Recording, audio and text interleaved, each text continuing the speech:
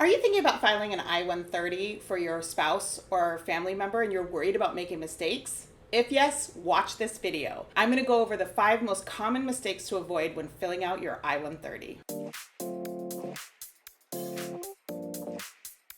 My name is Cecily Clements, founder of Root Migration. I help undocumented people achieve lawful status in the United States through consular processing without fear or confusion. In this video, I'll go over the 5 most common mistakes to avoid when filling out your form I-130. And make sure to watch all the way till the end, as I'm going to cover the 2 most important mistakes to avoid at the end of the video. As always, watching this video does not create an attorney-client relationship between the 2 of us. Please remember that I'm providing very general information at a very high level, and it's not specific to anyone's particular case. If you have any questions about your specific case, please consult with an immigration attorney. If you want to consult with me, you can check out my link in the description below and schedule a consultation with me. But please consult with any immigration attorney in your area who's competent and understands the law. Immigration law is very complex. It's not something you want to mess around with. Watch the video. I hope it's helpful. But again, if you have any specific questions to your situation, please consult with an immigration attorney.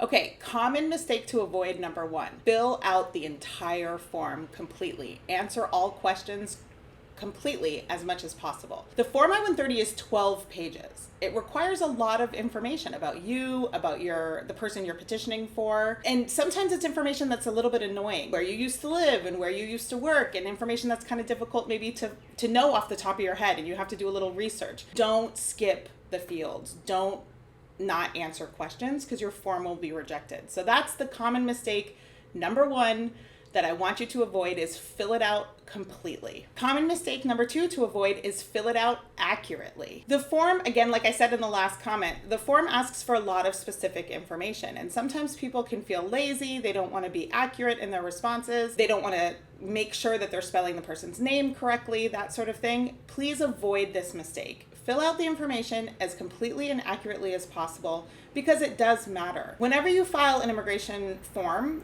it never goes away. The record of that form stays in your file. And so you always want the information to be as accurate as possible, because if you file a subsequent form that states something a little bit different or has some conflicting information, that could present a problem.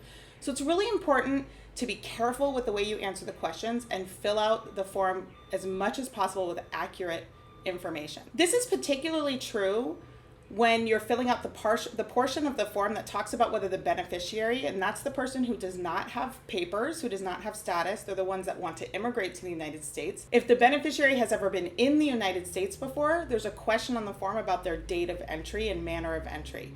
It's really critical to get that information as accurate as possible. Sometimes it's a ballpark, sometimes it's sort of an estimate guess. That's probably fine, but you don't want it to be just a random date that has nothing to do with reality. So you really want to make sure you fill it out as accurately as possible, so that the information you're providing immigration truly is the most accurate information to the best of your knowledge. I know filing an I-130 can feel intimidating and overwhelming, especially since there's so many pages and so much information that's being requested. So drop a comment below and let me know if you have any questions or any other videos that you'd like me to do about specific topics with respect to the I-130. Common mistake to avoid number 3, spell people's names correctly. The official spelling of a person's name is the way it's spelled on the birth certificate. Now, sometimes there can be variations of spelling, or people go by their middle name rather than their first name, but you have to be really accurate when you're filling out the I-130, and you want to spell it exactly the way it's spelled on the official documents, like the birth certificate or the passport, if they have a passport. Now, if there was a correction made to the birth certificate, then of course spell it with the corrected, updated name. Also, if they've changed their name legally through an official document, such as a marriage certificate, they got married and they changed their last name or whatever, then the name to be used should be the married name. But there's a place to put on the form any other names used, and make sure you put all names used, maiden names, or even names that were provided at the border if you were apprehended after trying to enter the country without inspection or without authorization. I know that can feel scary, and if that's your situation, if you were apprehended at the border, I highly, highly recommend that you consult with an immigration attorney, because you really need to know what happened in that instance of apprehension by Border Patrol to make sure that this is a proper case for you to pursue. But you do want to be complete and accurate with all the information that you provide on the form, including names. And don't just assume you know how to spell the person's name.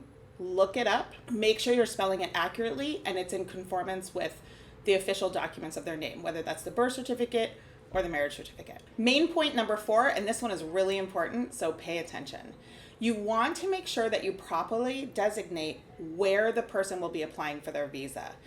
So let me explain. There's 2 ways that you can get a green card in the United States. One is through a process that we call adjustment of status, and the other is through a process that we call consular processing. The entire theme of this YouTube channel is for consular processing. It's for people that will be getting their visas in their home country and not in the United States. That's what consular processing means. It means you're going to attend an immigrant visa interview at the consulate in your home country or another country that's not the United States, and that is how you're going to process your visa. Adjustment of status refers to people who are eligible to do the process here in the United States. They can go to an interview and just get their green card here without having to leave. I'm not talking about adjustment of status on this channel. I'm talking about consular processing. However, on the form I-130 is when you designate whether this is an adjustment of status case or a consular processing case. And designating that properly is really important, mostly because if you fail to designate it properly, it can cause delays in your case. You may even incur additional fees.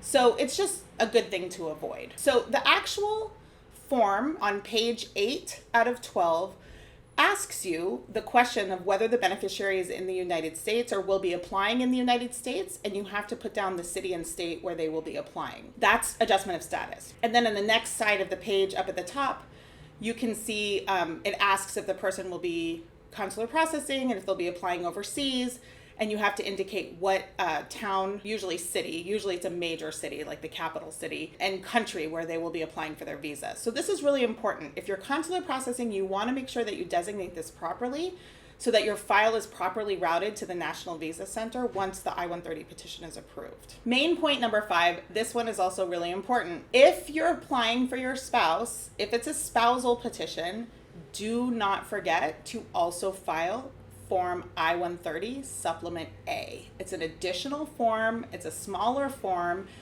really targeted at information about the beneficiary, the person who's seeking status in the United States, but it needs to be filed along with the I-130. And if the beneficiary is in the United States, it needs to be signed by the beneficiary. It's really critical not to miss this form. If you do, your application will be rejected. You can always refile it, but you just want to get it right out the gate. If it's a spousal petition, there's 2 forms you need to fill out, Form I-130 and Form I-130A. Don't forget.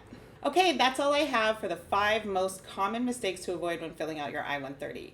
Please drop a comment below if you have any additional questions or anything you'd like me to follow up on, or if you have other video ideas that you'd like me to do in the future. Also, if you want to consult with me, there's a link below. You can click on it, check out my website, go through the process of booking a consultation with me if you have further questions or you want me to answer specific questions about your case.